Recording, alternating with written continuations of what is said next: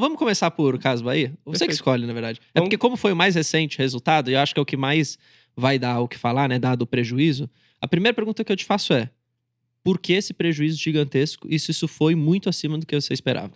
Sim, foi bem acima do que a gente estava esperando, principalmente ali por conta de outras despesas. Uhum. Eles jogaram ali um reconhecimento de provisão do DIFAL, que é algo que aconteceu no setor Que é do inteiro, imposto, né? do Daquele imposto. imposto. Uhum. Isso, diferencial de alíquota de estados. É algo que aconteceu no setor inteiro.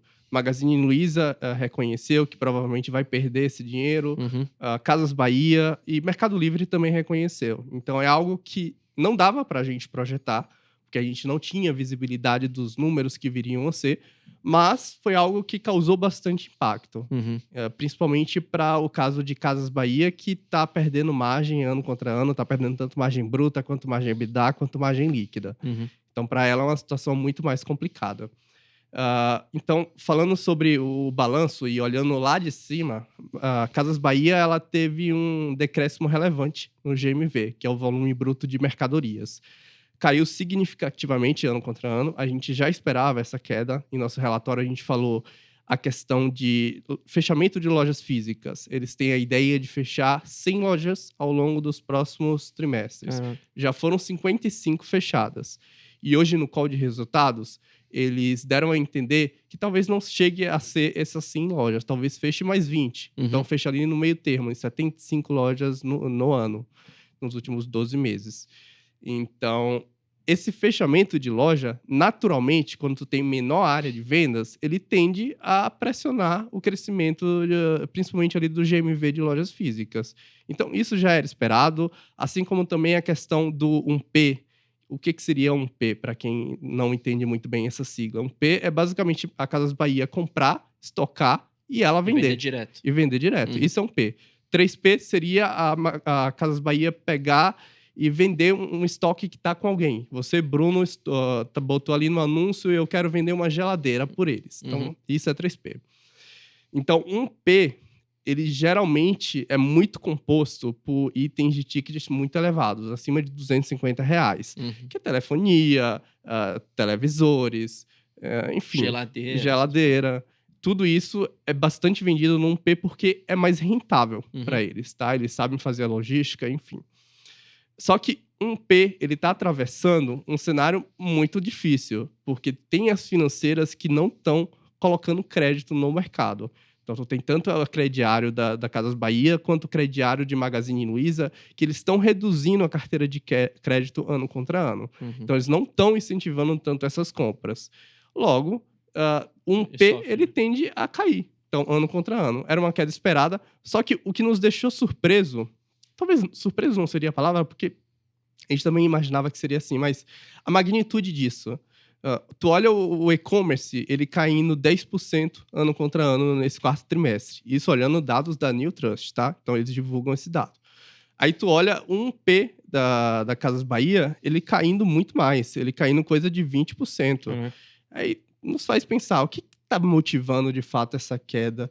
Será que também é aquela questão de fechamento de lojas, já que 1P também ele é bastante vendido em lojas? Será que é o crédito também junto? Mas aí tem outro fato que é interessante a gente colocar na mesa, que é a questão da mudança estrutural de como acontecem as vendas dentro da Casas Bahia. Eles tinham muitos itens que eram vendidos como 1P. Tá? Por exemplo, um suplemento, uma cerveja. Vou vender uma cerveja no 1P da Casas Bahia. Só que não era rentável. E eles fizeram esse tombamento de, ao invés de vender por 1P, ele vai vender apenas pelo 3P. Então, tu tira um crescimento que era devido de receita para um P e joga ele para o 3P. Isso também ajuda a explicar por que Casas Bahia está perdendo tanto em relação à linha de GMV 1P. No 3P, ela cresce, tá? Mas é um crescimento que é muito menor do que ela vinha crescendo nos últimos anos, nos últimos trimestres. Tu tem a questão de base comparativa, mas tu também tem a questão de mudança estratégica. O 3P, agora, para eles, é apenas um sortimento complementar. O que não é vendido num P, eles estão vendendo no 3P.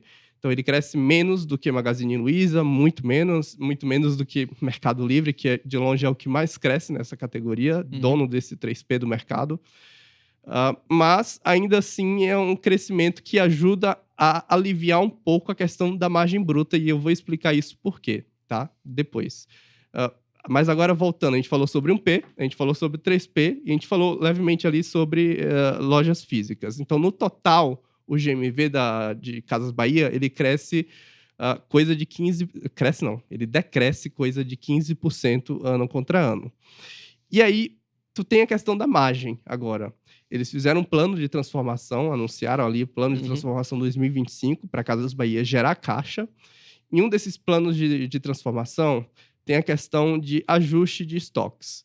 Então, eles estavam com estoques excedentes, estoques velhos, em que eles precisavam botar fora aquilo porque eles estavam deixando de ganhar dinheiro. Estavam ocupando um lugar que não era devido, eles podiam pegar o CD, diminuir, sublocar, que é o que eles estão fazendo hoje, sublocando parte do CD, tirando esse estoque e ganhando dinheiro que não estava sendo ganho. Ali o estoque estava parado, estava sendo perdido o dinheiro.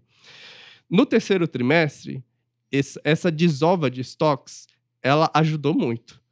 Tanto é que eles conseguiram meio que offsetar aquela questão de fechamento de lojas dentro do GMV de lojas físicas. Não foi algo que aconteceu no quarto trimestre. Tu tem um estoque que ele era já muito menor, ela vem muito menos agressiva nessa questão de descontos. Então, ainda pressiona a margem bruta. Tu tá falando de desconto de produto, vai direto para a margem bruta. Só que aí, lembra da questão do 3P, que ainda cresce 5% ano contra ano? 3P, tanto para a Magazine Luiza quanto para Casas Bahia, é injeção de margem bruta na veia. Então, no caso de Casas Bahia, esse crescimento de 5%, então o volume de vendas crescendo 5%, o take rate também crescendo pouco mais, tá em 12% pelo que a gente fez aqui nossos cálculos. Então, isso ajuda a um pouco segurar um pouco a questão de estoques. Então, a margem bruta, ela decresce, mas ela decresce muito menos do que ela decresceu lá no terceiro trimestre, que foi o pico da margem bruta ali lá no baixo. Mas só por conta desse 3P. Porque se você tirasse isso da conta, você tem essa queda brusca. Só por conta do 3P. Mas ainda é um decréscimo ano contra ano. Então a gente compensou, né? A gente acredita que só vai normalizar mesmo aqui ao longo do segundo semestre de 2024. O saldão de estoques, pelo que a gente já entendeu, já acabou, mas a normalização só deve vir para o segundo semestre de 2024, tá? E aí, indo para despesas, que aí foi o que roubou a cena dentro de Casas Bahia. Eles têm feito um trabalho de redução de despesas, diminuindo o número de funcionários, fechando lojas. Beleza, as despesas fixas, elas estão sob controle, aspas, sob controle, tá? Mas tem a questão de outras despesas que vem continuamente, todo trimestre, empurrando ali Casas Bahia para que ela tenha um resultado bem negativo. E nesse trimestre foi surpresa, porque a gente estava esperando ali que, na visão sequencial, seria um número menor, já que ela já fez o fechamento de mais lojas no terceiro trimestre, então no quarto trimestre seria um número um tanto quanto menor. Tem a questão de rescisão trabalhista, vai fechar, sei lá, ela fechou 17 lojas, então tem a questão de rescisão trabalhista, do trabalhador entrar na justiça por querer direitos dele, já que ele está sendo mandado embora. Beleza, a gente já levava isso em consideração, mas o número veio 2,5 vezes acima do que a gente estava esperando e um aumento sequencial. E aí vem muito mais essa questão do DIFAL. O DIFAL, ela veio, pressionou a linha, veio a despesas de reestruturação também alta, na mesma toada que vinha acontecendo nos outros trimestres, coisa de 150 milhões no trimestre. Então, tudo isso junto fez com que Casas Bahia chegasse a um prejuízo de 1 bi. Mas esse negócio do default tem efeito caixa? Não tem efeito caixa. Entendi. Para nenhuma das companhias. Mas eles reconheceram ali a provisão, porque muito provavelmente eles vão perder. Vai acontecer, tá bom. Mas nesse momento não tem efeito caixa. E aí, como vocês sabem, não deve ser nenhuma novidade, Casas Bahia é uma empresa alavancada financeiramente. E a gente viu uma piora dessa alavancagem nesse trimestre, tá? Pra onde foi isso? Era coisa de 5 vezes. Caraca, já era alto. Já era alto. Aumentou? Aumentou, foi para 5,3 vezes. Nossa. Vale lembrar que esse 5,3 a gente inclui arrendamento e a gente não inclui o recebíveis, tá? Então, visão IFRS 16. Mas ele vai no contraponto do que está acontecendo com o Magazine Luiza, que ela também tinha uma alavancagem alta, coisa de 5 vezes também, e ela reduz essa alavancagem para mais próximo de 4. E deve chegar para 3 vezes, segundo a nossa expectativa, para 2024. Então, é uma direção perigosa. A sorte desse trimestre e também para o ano de Casas Bahia é que eles tiveram reperfilamento de dívidas. Porque se eles precisassem pagar as dívidas que eles iam ter que pagar em 2024, cara, eles não iam conseguir, eles iam ter que decretar RJ. Como eles conseguiram esse reperfilamento e foi alongado aí por 36 meses, 24, 36 meses, então tem espaço para que eles consigam fazer essa reestruturação, começar a gerar caixa para, de fato, começar a pagar essas dívidas. Mas é um risco bem acima. Então, a pessoa tem que ter aquela exposição. Se tiver exposição em Casas Bahia, que não é o que a gente recomenda, mas se tiver, exposição pequena, né, bem pequenas. Porque o upside pode ser grande, mas o downside também, cara, o negócio se fala e vai a zero. Vai a zero. Então, essa é a situação para Casas Bahia, tá? Para Magazine Luiza, no trimestre, a gente vê que eles conseguiram controlar o GMV. O GMV, ele cai muito pouco, coisa de 0,3% ano contra ano, porque eles conseguem offsetar a queda do 1P com o aumento do 3P.